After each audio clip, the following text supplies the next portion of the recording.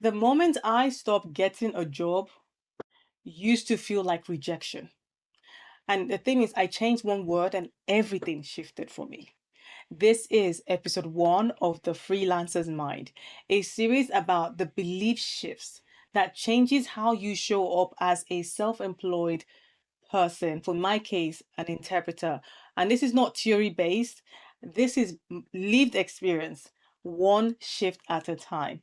Hi, I am Nene, and I am building a life that I once prayed for, one uncomfortable conversation at a time, one video, and one identity shift. And if you are a freelancer who takes every job out of fear, works evenings, weekends, because you believe there isn't enough, or you feel like that every the stink of every job that you didn't get, the booking that doesn't come true, then this one is specifically for you. I used to be one of of those people who would take every job that came my way, thinking that if I don't take this job, I don't know if I'm going to get another one, because it is not it's like I'm on the mercy on someone else. I can't go straight to the client. I have to go via uh, in my case, an agency or organization who's got the contract, and I freelance to be able to provide to deliver the jobs, right? And I would take anything. And I would, like, if I miss a job, like, oh man, that would have just made my quota. I would have made a day, or like it was so close to home. You're like, it's just this. Thank you so much for the compliment. I'm on live on TikTok as well, so I just got a compliment. But I every single thing would stink that I did not get this job, or oh, if the thing didn't happen, then I'm missing out. If someone says no, and I started noticing how it was making me feel, that I apply for a job, then I would start giving it meaning, like, or maybe it means that I'm not good enough, or they wanted someone else, or like I'm not up to par. Every job that I didn't get felt like a dagger in my heart, or like a crunching feeling. It was always like, oh man, oh, I wish I had, like, that would have been great. Now would have made my daily thing, or my week, whatever, like whatever. It's always a sting, a sting, a sting. And the feeling when it doesn't, I would just spiral. So for me, it took a while, but realizing that, oh my goodness, you know what? I was running on scarcity. That was survival.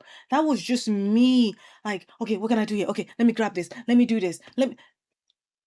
I would, like, take any job. Sometimes I'd be coming home so late that my kids are sleeping and I'm not even seeing them.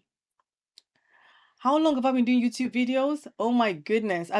It's the 9th of August will make it 9 months. I've been doing videos every single day, long form, on YouTube. And I intend to do it for the rest of the year, every single day, showing up. So this one, I get to make sure I do it before midnight, record it and post it up. So yeah, that was the thing. It's like I would always have this feeling, and realizing that I'm always like, oh man, I was always getting the same thing. So what happened is I just changed the one word, because the rejection, I realized over time, was for me a form of protection.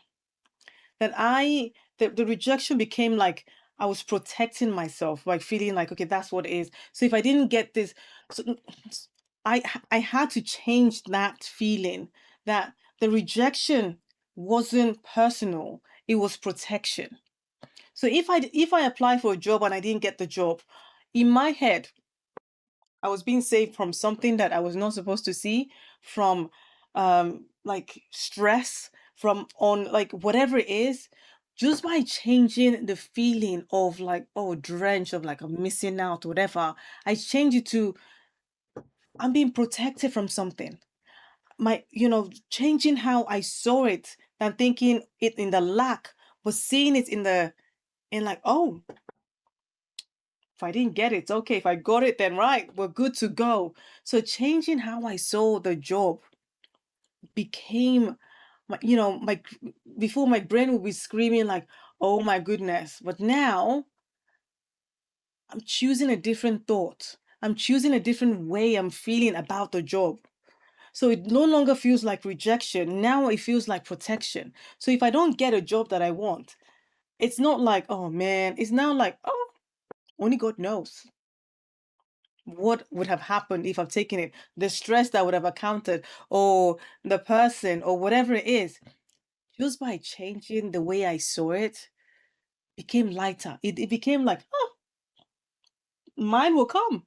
It wasn't longer like, oh man. It was like, I'm glad I didn't get it. It's like, okay, next. It's coming. And like whatever it is, it's coming.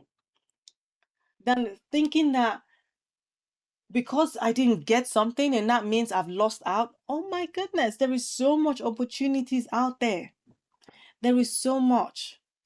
And with that, it's like even thinking about the jobs that I do. Like for me, like we can talk about this in like in I say previous, like future videos, right? How I went from going and doing jobs all over to just having local jobs and still having abundance in there.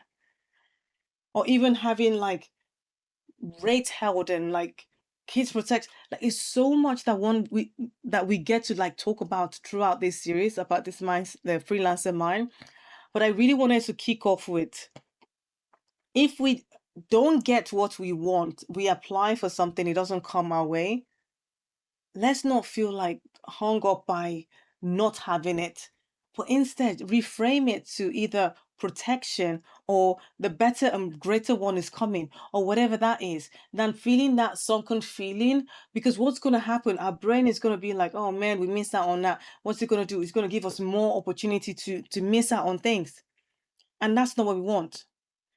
It's like, if that's not there, then, oh, like I would even, like, sometimes I would look at my calendar and see an empty space and just visualize, oh, it'd be great to have something in this space. And voila, what happens? A phone call comes in, an email comes in, that spot is filled. We have to change how it is, because scarcity is not the truth about the marketplace, about the place we want. You could have two people. You ask them about the job. How is the job going? Oh, man, there's not enough job out there. You ask the next person. I mean, I always get the jobs I want. When I go on co-work with other people and it's having that kind of conversation, like, it's so hard right now, this agency, how this is happening. I don't sign up with that kind of language because it's not my truth. I believe there's enough work out there, and the jobs I want will get. And when my mind is going to like, yeah, but really, I'm like, look, there's abundance. There's ebbs and flow. There's when you have the abundance of stuff, and it's when you figure things out, you understand how things roll. But if you go with like, it's never enough, that I have to grab, I have to do this, I have to do that, then that's how you get into that hustle, scarcity, go, go, go. I have to undercut. Let me reduce my thing by 10. Let me do 20 here. Let me do that. And they start like driving it down, and you start devaluing yourself. But when you just allow the bookings to go, even if it was the perfect one for you, or the easiest one, or the one that would have just whatever, we are giving our brain the instruction of how things are. So you get to change the instruction you're telling yourself. Your brain will then find different evidence to start showing why there is jobs for you out there, why that missed job was never yours to have in the first place, and the one that will come for you will be the one that you actually enjoy and love.